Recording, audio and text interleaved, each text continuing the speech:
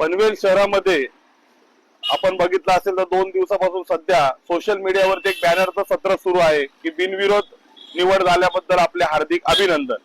विशेष करून प्रभाग क्रमांक 18, 19, 20 इथले सोशल मीडियावरती सर्वत्र धुमाकूळ घातलेला आहे।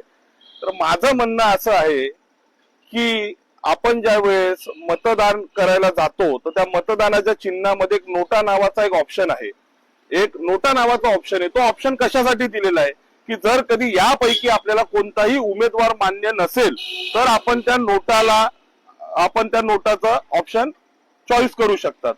तर आता मला एक सांगा, जे बिनविरोध आलेले उमेदवार आहेत त्यांचं जर कधी नेतृत्व तिथल्या मतदाराला मान्य नसेल तर त्या मतदारांनी करायचं काय, असा प्रश्न सर्वत्र उपलब्ध होत आहे।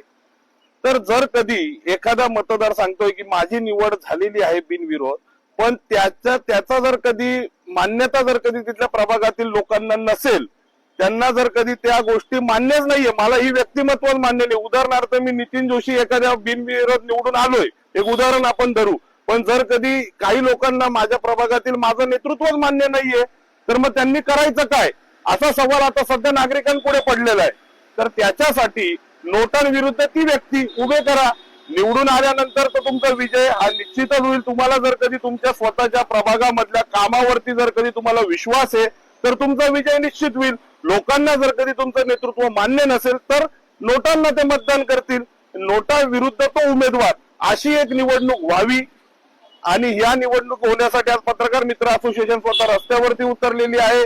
बऱ्याच लोकांकडून पत्रकार मित्र असोसिएशनला फोन येत आहेत, फक्त काही लोक पुढे यायला घाबरतायत, कारण की ते लोक म्हणतायत जर कधी उमेदवारांना अर्ज मागे घेण्यासाठी जर कधी दबाव येत असेल, अशी चर्चा आम्हाला ऐकायला भेटते, तर आमचं काय होणार। म्हणजे कुठेतरी आज आम्हाला सुद्धा धमकीचे फोन येतात, बऱ्याच गोष्टी होतात, अशा असताना सुद्धा आम्ही करायचं काय, अशा लोकांचं आमच्याकडे सांगणं आलं। आमचं नाव कुठे घेऊ नका। त्यामुळे पत्रकार मित्र असोसिएशन हे स्वतः रस्त्यावरती उतरलेली आहे। त्यांनी आता सन्माननीय निवडणूक निर्णायक अधिकारी जे आहेत त्यांना पत्र दिलेलं आहे, त्यांना याबाबत त्यांनी सांगितलेलं आहे। आता पुढे काय निर्णय होतो तो खरं तर आपल्याला बघावाचा ठरणार आहे।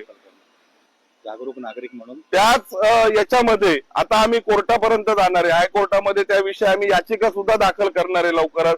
हे शनिवार रविवार हे जरा 2 दिवस आल्यामुळे थोडासा प्रॉब्लेम झाला, नाही तर आम्ही खरं तर आजच निघणार होतो। तर लवकरच आम्ही याचिका सुद्धा दाखल करणार आहे। आणि मी सांगतो मतदारांनो, जागृत व्हा, आपण रस्त्यावरती उतरा, हीच ती वेळ आहे।